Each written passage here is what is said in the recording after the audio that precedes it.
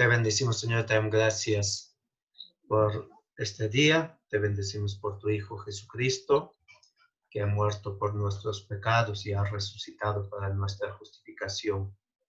Te pedimos, Señor, que nos des tu Espíritu Santo, consueles a los que sufren, a los enfermos, a sus familiares, a los difuntos, recíbelos en tu reino.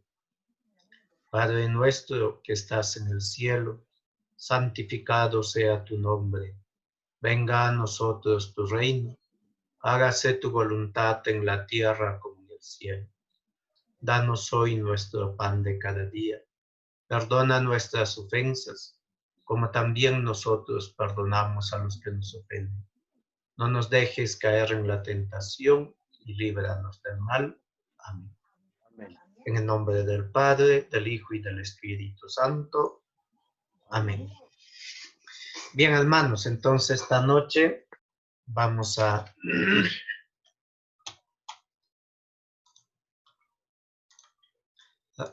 continuar con nuestro curso de estudios del Catecismo de la Iglesia Católica.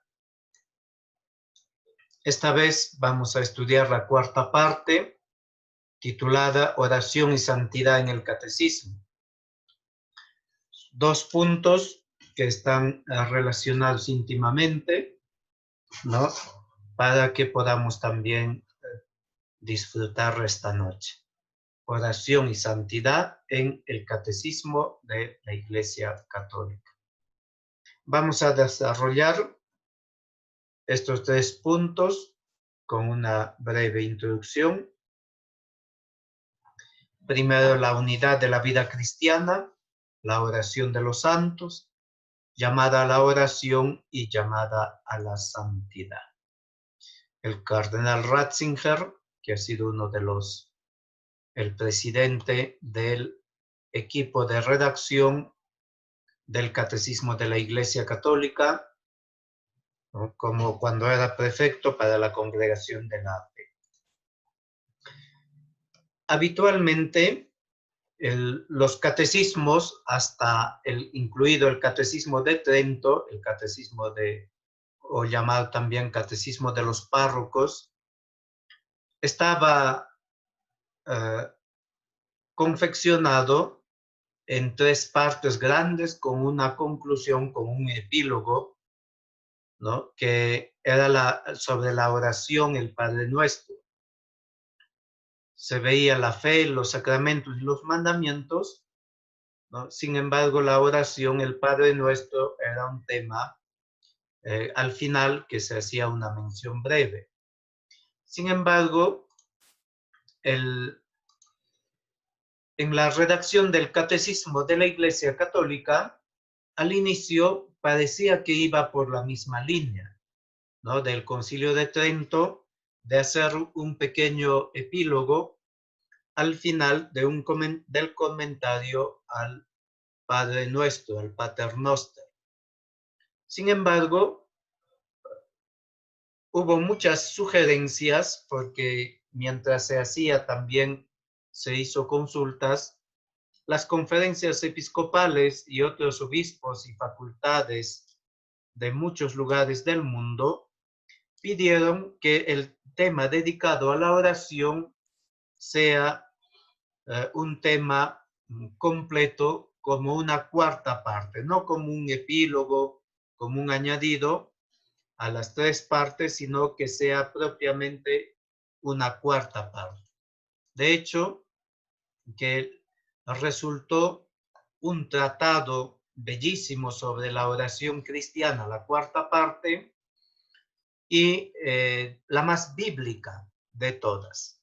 Porque en esta cuarta parte, cuando se va a hablar de la oración, el catecismo va a ir hilvanando una serie de textos y desde ahí, desde la escritura, poder hablar, iluminar la vida cristiana, la vida de oración. Por eso es la más bíblica, donde la presencia de la escritura, no solo por las citas, sino porque es la fuente misma para poder hablar de la oración. El esquema de esta cuarta parte, titulada La oración cristiana, como siempre hay dos secciones. La primera sección, la oración en la vida cristiana. Esta primera sección siempre es doctrinal, que va a tratar sobre la revelación de la oración en el Antiguo Testamento, en el Nuevo Testamento, la tradición de la oración y la vida de oración. ¿Ves? Si vemos, partiendo de la revelación de la Escritura, comienza a hablar de cómo esta revelación de la oración, Jesús el Maestro que ha llevado a plenitud, ¿no? Cómo se ha hecho vida. La segunda sección es titulada La oración del Señor o el Padre Nuestro. El Padre Nuestro es el resumen de todo el Evangelio y después de hablar de que es del término Padre, ¿no? Abba, se va a dedicar a explicar las 7 peticiones. Este es el esquema general de la cuarta parte, como también podemos ver estas dos secciones, ¿no? De la vida de cristiano sobre la oración, más doctrinal como un tratado sobre la oración, la primera parte, y la segunda parte sobre la oración más excelente que es el Padre Nuestro. Cuando hablamos, pasamos ahora a la unidad 1, cuando hablamos de la unidad de la vida cristiana, estamos hablando de esta relación que hay, es decir, la vida cristiana, la vida de oración, de dónde brota y hacia dónde lleva. Hemos dicho y hemos repetido en varias ocasiones este esquema, que es el esquema del credo, pero es un esquema antiquísimo, es un esquema patrístico.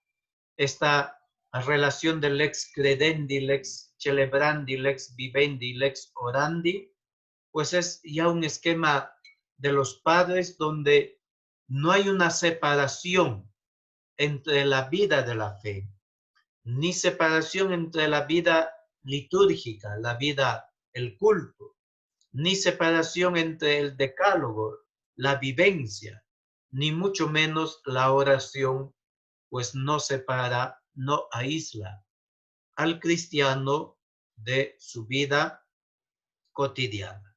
Al contrario, la oración nos inserta en todos los aspectos de nuestra vida. Por eso, esta unidad que hay en la vida cristiana, pues lo tenemos que ver de este modo. San Pablo dice, cuando ya vivamos, ya muramos, del Señor somos. Es decir, o en lenguaje del Shema Israel, yendo de camino, en casa o yendo de camino, acostado o levantado, pues toda nuestra vida está en función de dar gloria a Dios, no está separado. Por eso, la búsqueda de esta unidad estuvo presente en el deseo de los redactores. Los redactores del Catecismo de la Iglesia Católica, nuestro catecismo, pues tenían presente esto, ¿no? De que no podían separar la vida cristiana. La unidad aún más, y aquí viene algo interesante, la unidad entre doctrina y santidad, entre teología y santidad.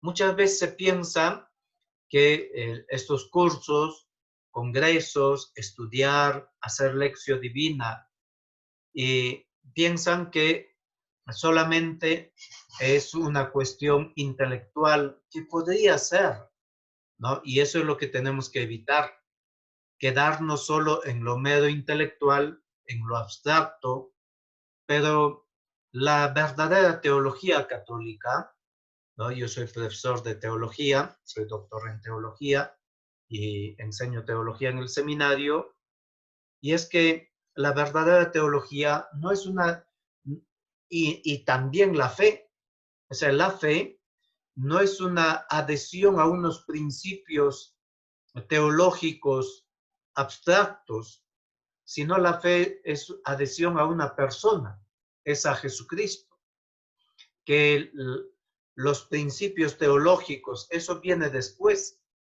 ¿no? Ya es fruto de una reflexión.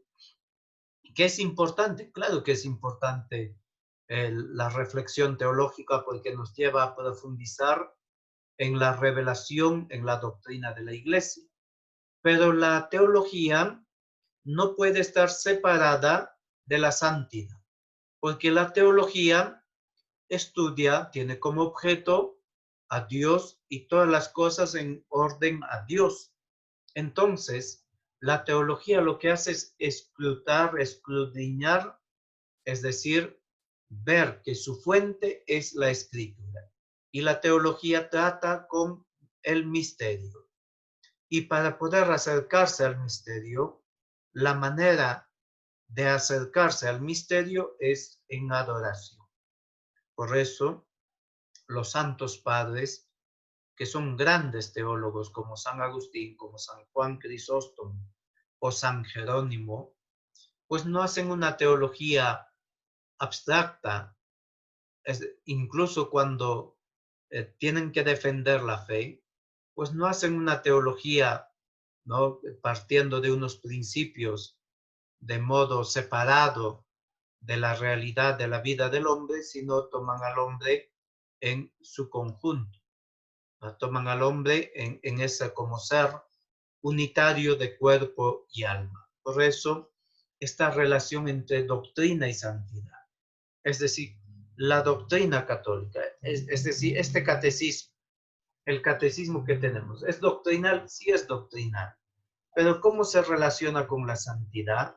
Por eso esta cuarta parte es una de las partes bellas del catecismo que yo les recomiendo, si se animan, puedan leer la cuarta parte sobre la oración, de verdad que es bellísimo. Entonces da en esta relación. Cuando se trata de la ciencia de Dios, la teología ciencia de Dios, no puede ir la teología sin oración. Von Balthasar hablaba de la teología arrodillada y decía von Balthasar que la teología comienza a entrar en crisis cuando se hace una teología de pie, es decir, alejada del misterio, alejada de la oración, y von Balthasar pedía que la iglesia volviera, los teólogos, a una teología arrodillada, arrodillada de adoración al misterio. Por eso en la teología, el recurso a la oración, a la piedad cristiana, la experiencia personal de Dios es muy importante. Por eso un teólogo necesita tener esta experiencia de Dios, como dice el Papa Benedicto, y como todo cristiano, porque un teólogo también es un cristiano. Necesita tener este encuentro personal con Jesucristo. Por ejemplo, San Buenaventura, en el siglo XIII, en la época de Santo Tomás de Aquino, voy a citar a él y no a Santo Tomás ni a San Agustín, para que no digan que todo hablo de San Agustín. San Buenaventura tiene un libro bellísimo, Itinerario Mentis in Deo, Itinerario el camino de la mente hacia Dios. En este libro, San Buenaventura justamente habla de esto, de que la teología, la doctrina, el estudio no puede estar separada de la oración, de la piedad, de la gracia. Estas son estas citas del prólogo de este libro de San Buenaventura. Él dice, primeramente invito al lector al gemido de la oración, es decir, invita al lector a la oración, un lenguaje clásico del tiempo, el gemido, ¿no? Por medio de Cristo crucificado, ¿no? Cuya sangre nos lava las manchas de los pecados, no sea que piense que le basta. La lección sin la unción, es decir, sin la devoción.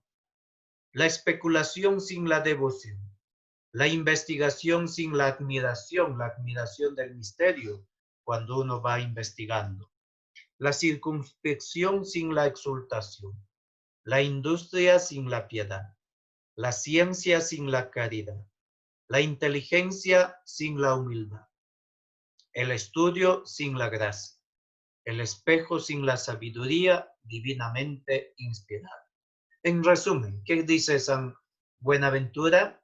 Que el estudio de la teología, la doctrina católica, no puede estar separado en el teólogo de ningún modo de la unción, de la devoción, de la oración, de la piedad, de la humildad. Al contrario, por eso dice, no sea que piense que le basta el estudio y desprecie la oración, desprecie la humildad. Sin embargo, ¿no? En la vida misma de San Buenaventura, los grandes escolásticos como Santo Tomás de Aquino, por eso son grandes santos, que han sido grandes teólogos y grandes santos, ¿no? Que como Santo Tomás, que tiene una visión, ¿no? Y Jesucristo le pregunta, Tomás, qué bien has escrito de mí, ¿qué pides de recompensa? Y Santo Tomás de Aquino le dice, Señor, te quiero a ti. Y cuando termina la visión, Santo Tomás de Aquino quería quemar todos sus libros, porque decía que a comparación de Jesucristo, a quien había contemplado, sus escritos no eran nada, ¿no? Su secretario salvó todos los textos, de ahí tenemos la Suma de Teología.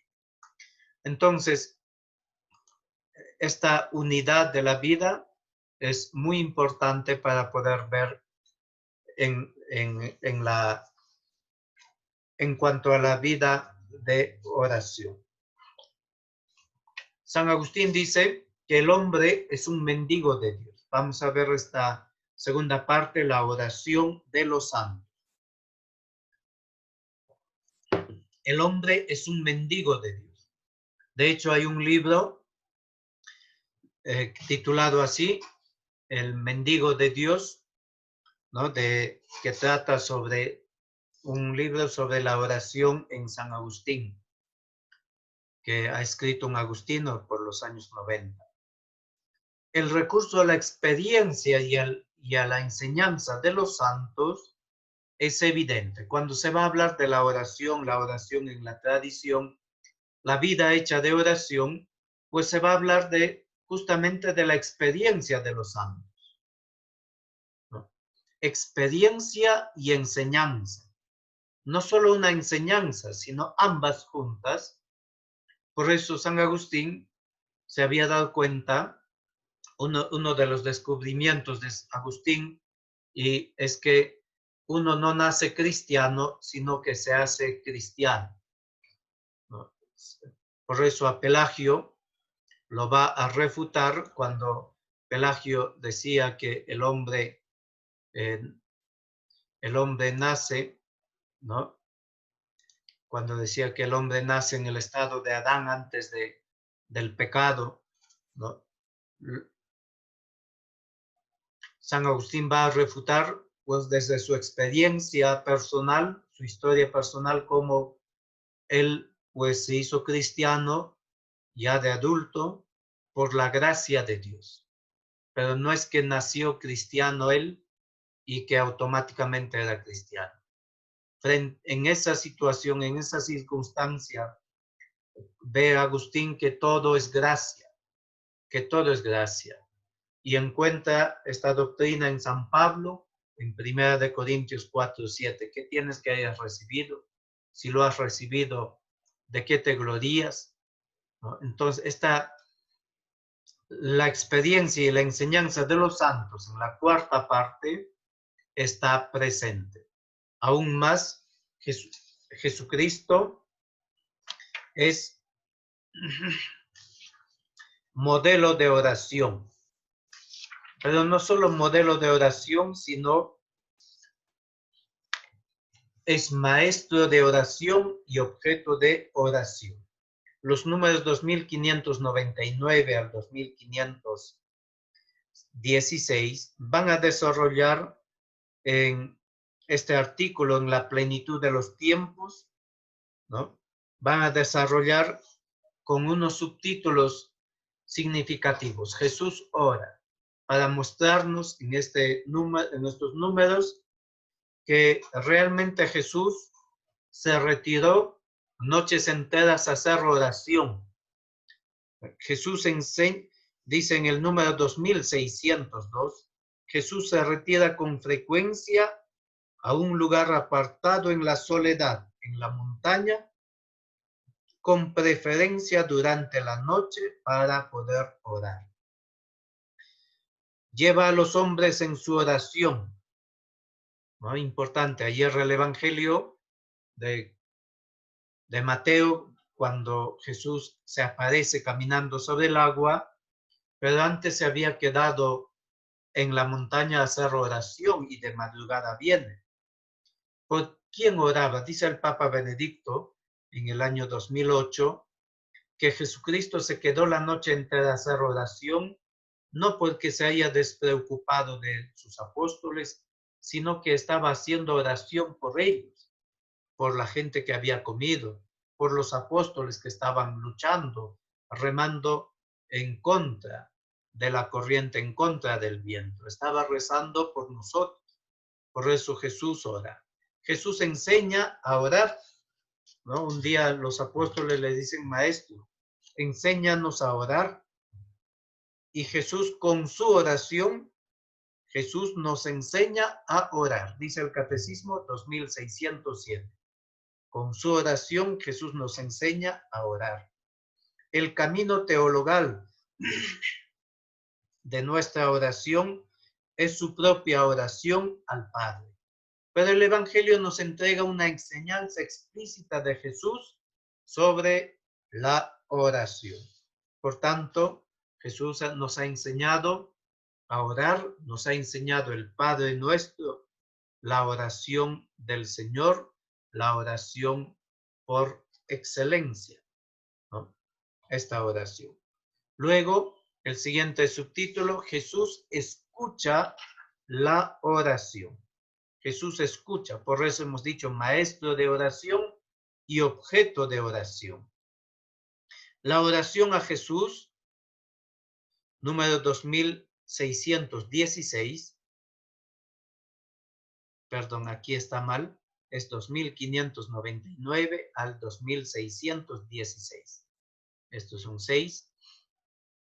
La oración a Jesús ya ha sido escuchada por él durante su ministerio, a través de signos que anticipan el poder de su muerte y de la resurrección.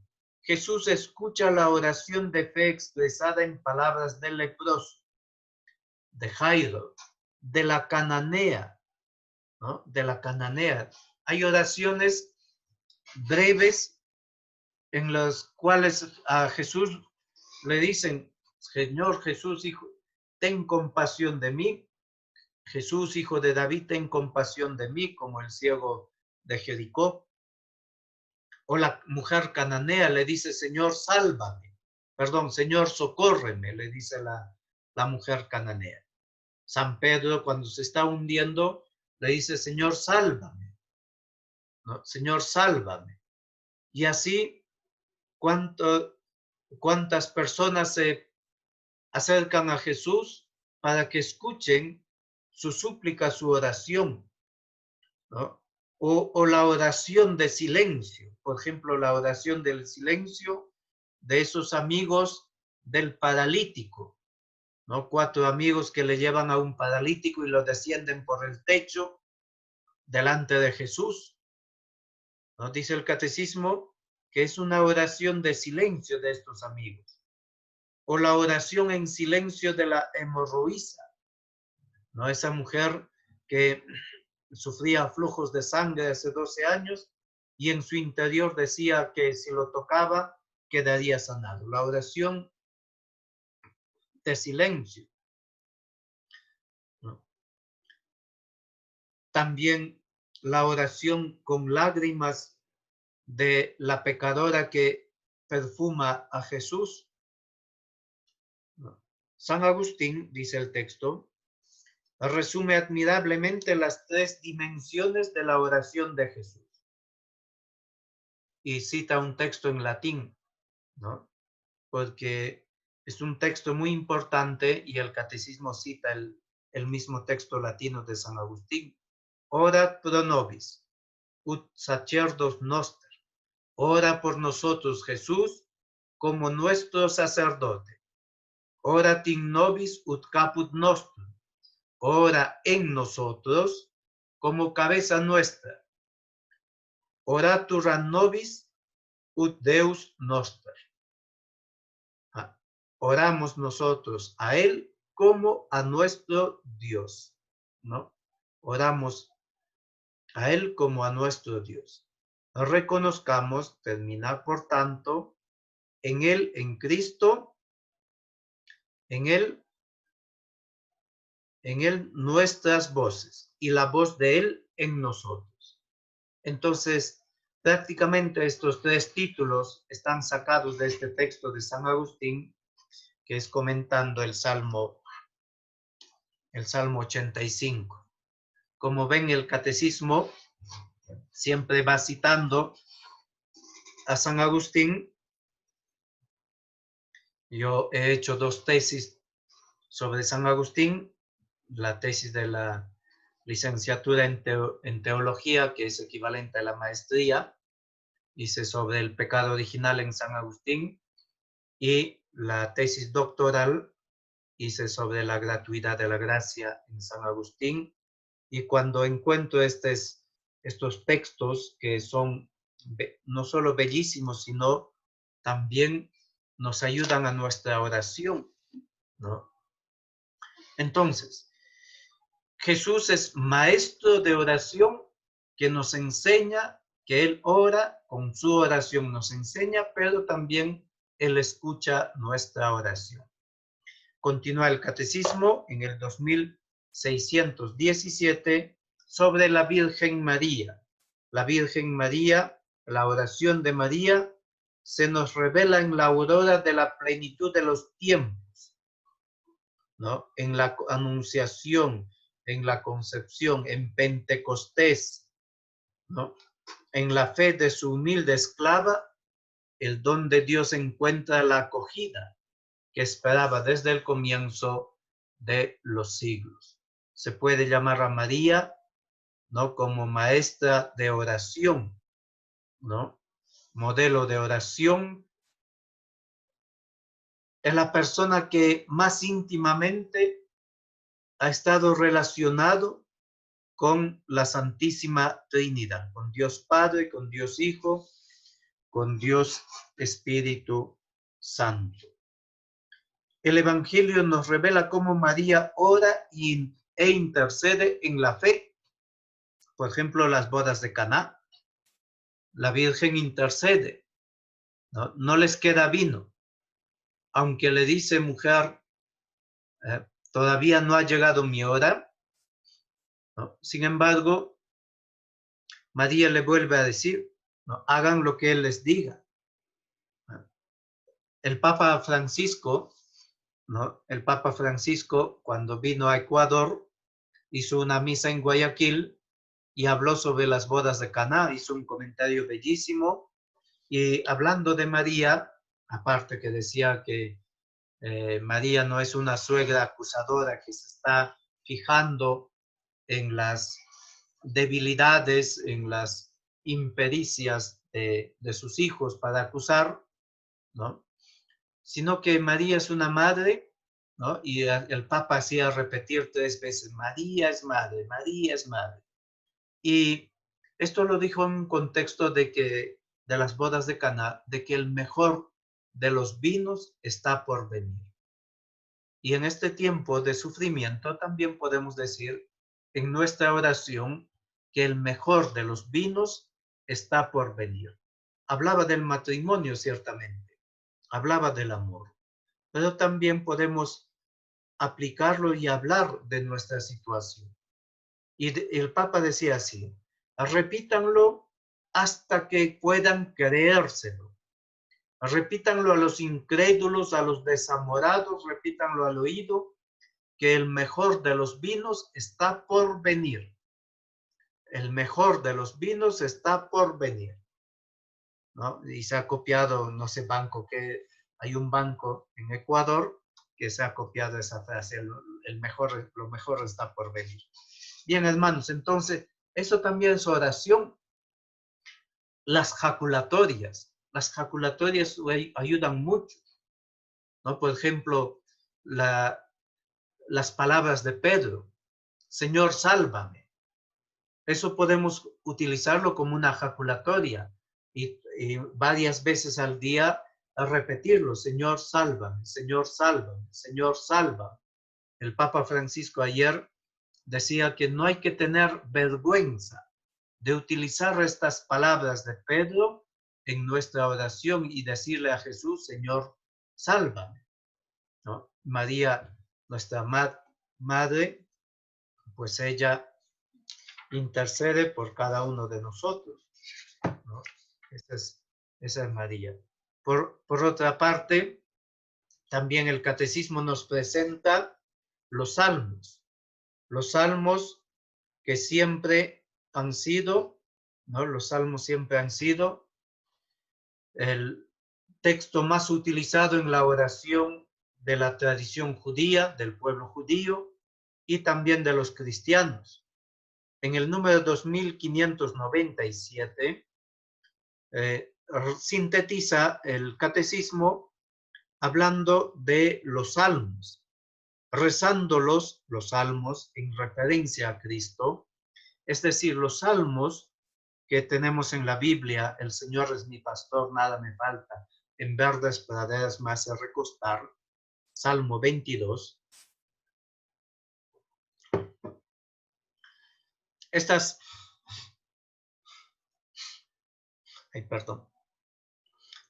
palabras es decir, todos los salmos se cumplen en Cristo.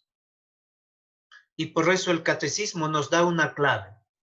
Rezar los salmos en referencia a Cristo y viendo su cumplimiento en Él. Catecismo número 2597. Rezándolos en referencia a Cristo. Cuando rezamos los salmos en la Santa Misa, ¿no? Y repetimos la antífona y vamos rezando, lo vamos haciendo en referencia a Cristo y viendo su cumplimiento en Él. Es decir, como todos los salmos se han cumplido en Jesucristo. Como Jesucristo reza el Salmo 21, Dios mío, ¿por qué me has abandonado? ¿No? En ese sufrimiento de la cruz. Pero no es un salmo de desesperación, es un salmo de súplica. En la Biblia hay dos tipos de salmos, en su mayoría. Hay un salmo de acción de gracias, que da gracias a Dios, y un salmo de súplica. Pero en su mayoría, ambos salmos inicia con súplica, como el Salmo 21, Dios mío, ¿por qué me has abandonado? Mis enemigos son como leones que rugen, me han puesto una trampa, pero sin embargo termina dando gracias, porque el salmista se ve liberado, se ve salvado. En medio de la asamblea te alabaré, contaré tu fama a mis hermanos. Entonces todo eso se cumple en Jesucristo. También hay otros salmos imprecatorios de maldición, pero eso hay que entenderlo con calma, que son poquitos, ¿no?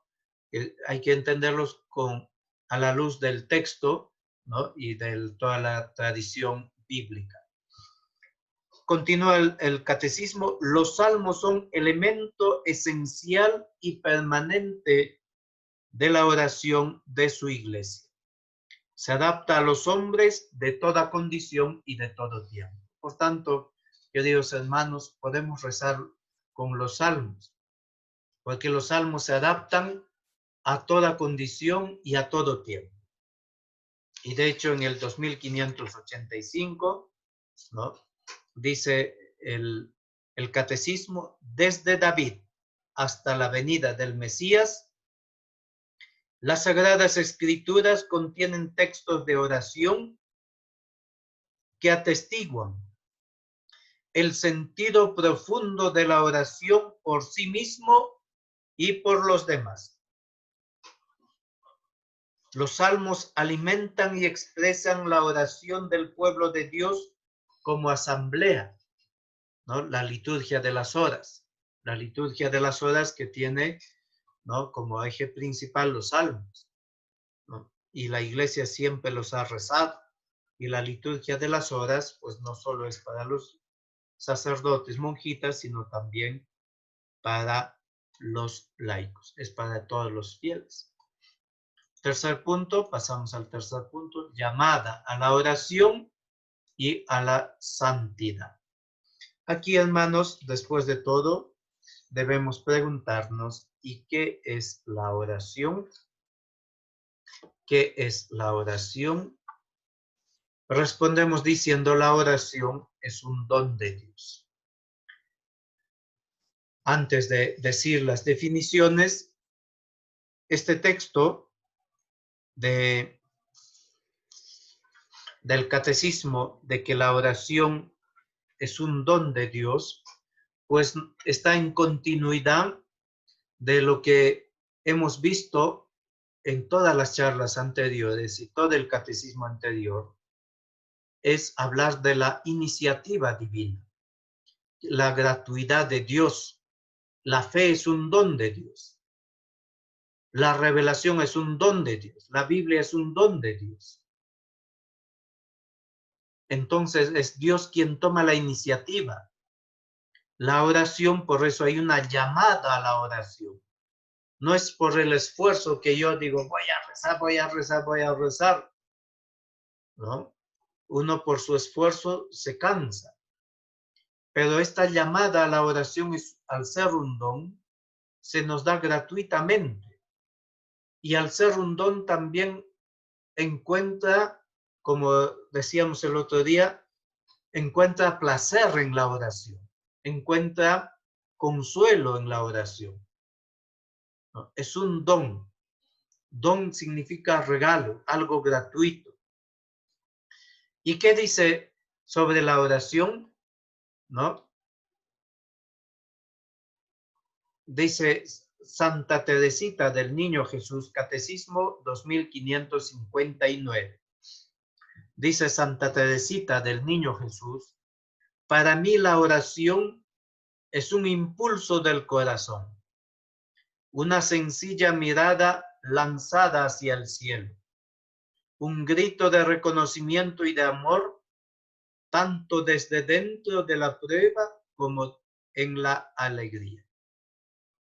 Había un santo que veía todos los días a un lechero, a un señor que llevaba leche, ¿no?, que se paraba en la puerta de la iglesia, se quitaba el sombrero y hacía un gesto rápido y se iba, continuaba su camino.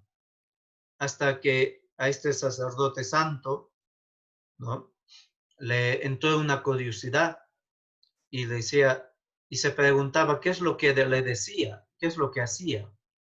Un día le preguntó y le dijo, ¿y qué haces?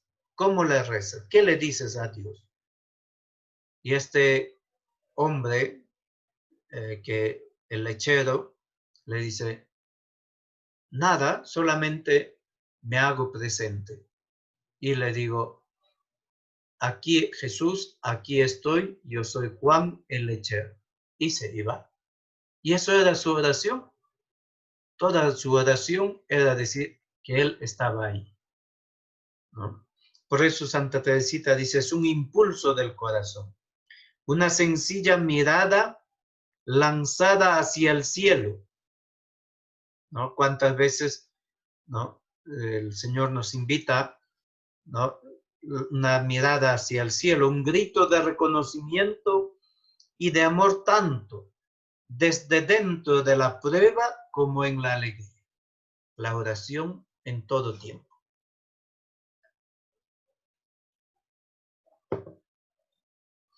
San Juan Damasceno decía que la oración es la elevación del alma a Dios o la petición a Dios de bienes convenientes. Pedir a Dios los bienes convenientes. Y el catecismo se pregunta, ¿desde dónde hablamos cuando oramos? ¿Desde la altura de nuestro orgullo o de un corazón humilde y contrito?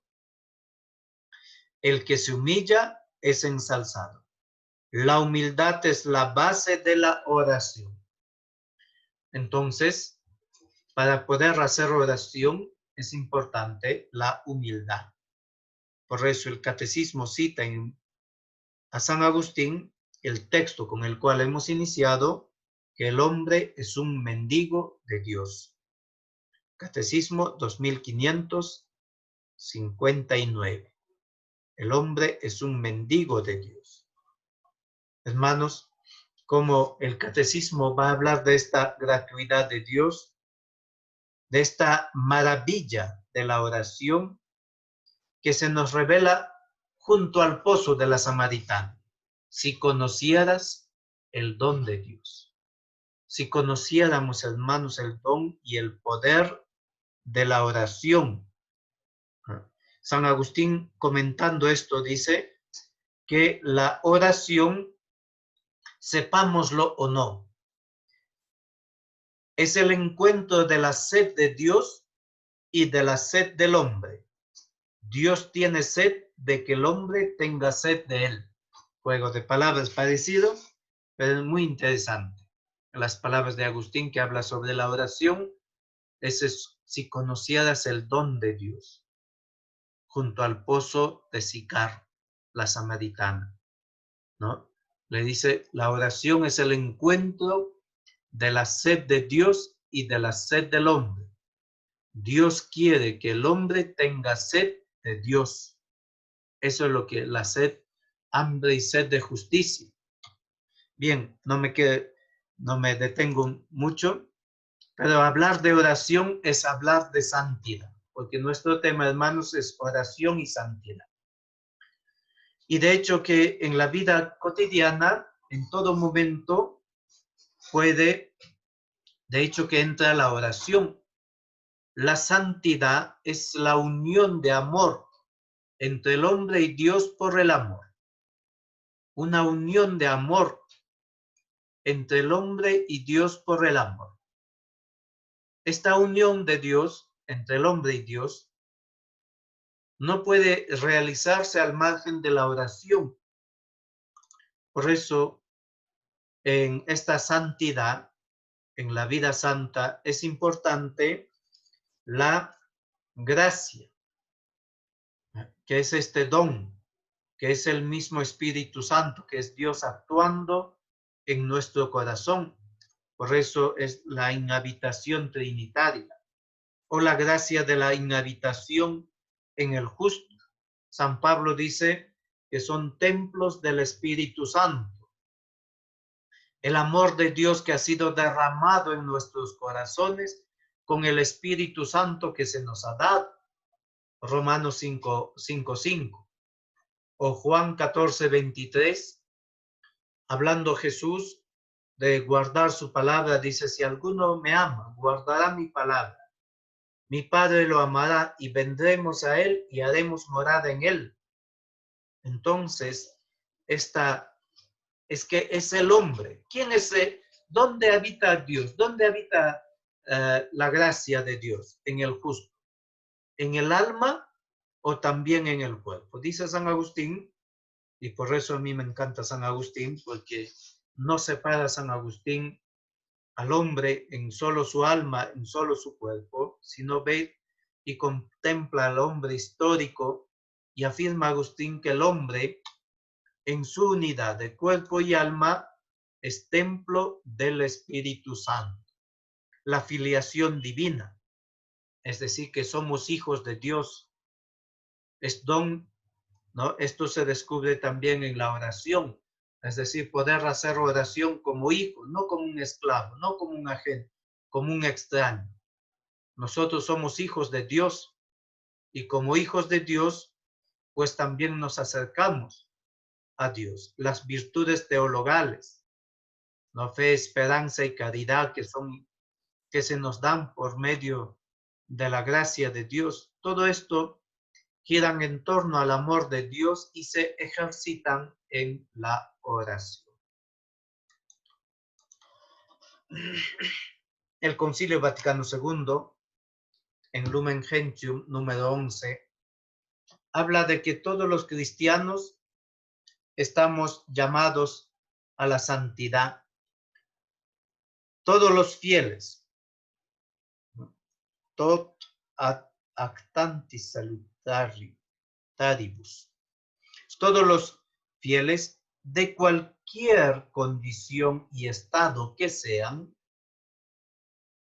fortalecidos por tantos y por poderosos medios, son llamados por Dios, cada uno por su camino, a la perfección de la santidad, por la que el mismo Padre es perfecto. Entonces, todos los fieles, cada uno, ¿no? Cada uno por su camino está llamada a la perfección. Pero el catecismo no es el único lugar, el Vaticano II no es el único lugar que habla. En Lumen Gentium, todo el capítulo 5, titulado Universal Vocación a la Santidad en la Iglesia.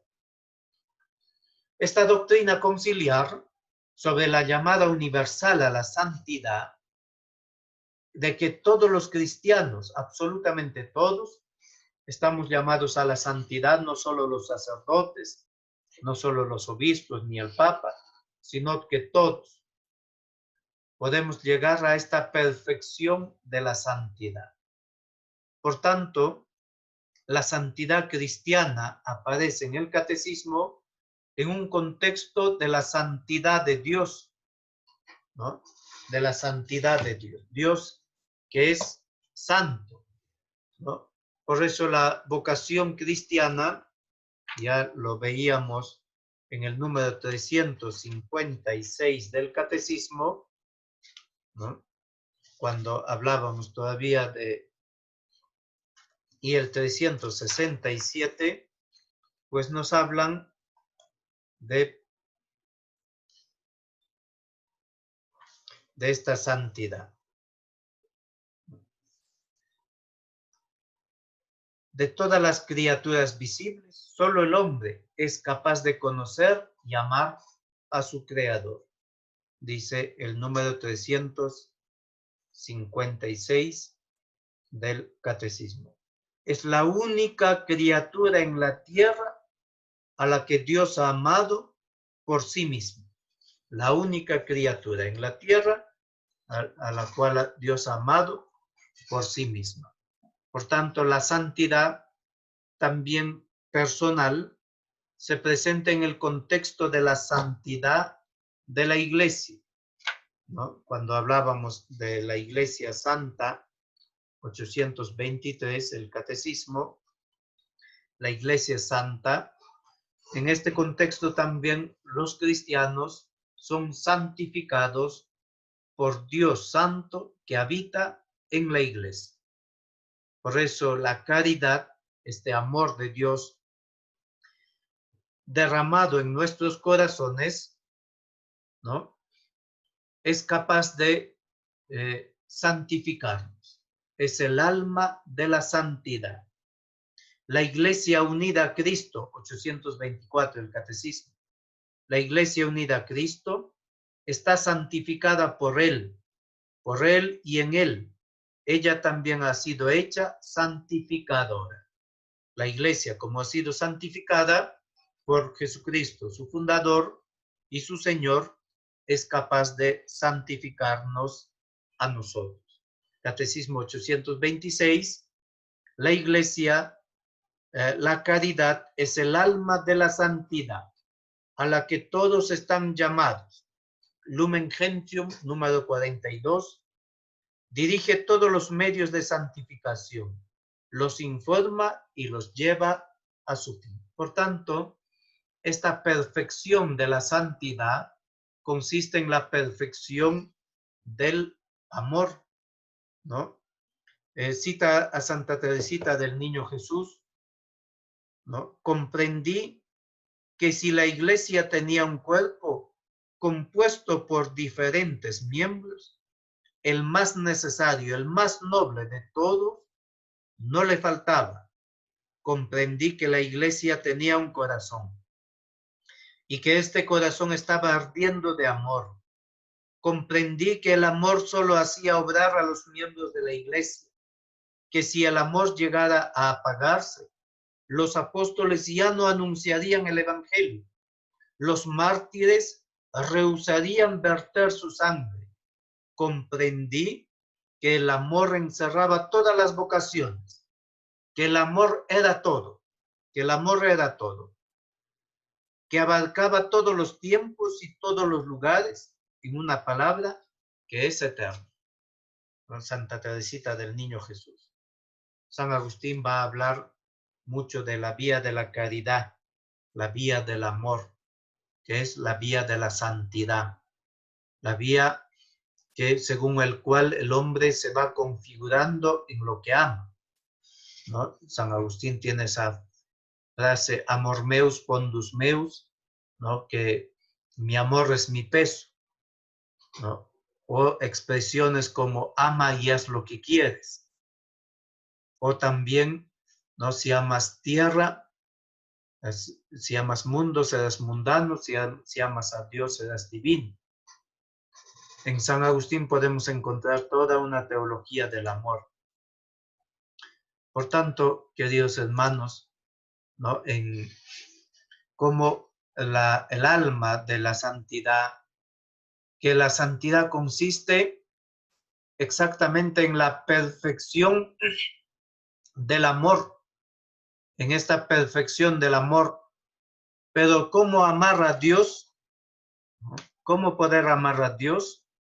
Es decir, ¿cómo si yo tengo un corazón herido? Si todo hombre está herido en su corazón a raíz del pecado original, ¿cómo puede amar a Dios que es santo, que es inmaculado? Solamente podemos amar a Dios con ese amor que nos ha sido dado, con ese amor derramado en nuestros corazones. Amemos a Dios desde Dios, decía San Agustín. Amemos Deum in Deum. No, amemos a Dios desde Dios. Queridos hermanos, sobre la santidad tenemos otro documento, que es Gaudete et Exsultate. El Papa Francisco nos ha escrito esta pequeña carta, ¿no? sobre Gaudete, sobre la exultad y gozar, ¿no? De año 2018, Gaudete et Exsultate, sobre el llamado a la santidad en el mundo actual. Es pequeñito esta exhortación apostólica, ¿no? Y el Papa invita a todos a poder animarnos a ir por este camino de la santidad, por la perfección del amor. Y esa perfección del amor, en Mateo 25, tuve hambre, las obras de misericordia, tuve hambre, me diste de comer, tuve sed, me diste de beber, estuve enfermo, forastero, me hospedasteis, enfermo, encarcelado, vinisteis a visitarme.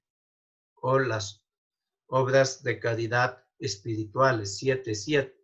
Entonces, queridos hermanos, es muy importante tener presente.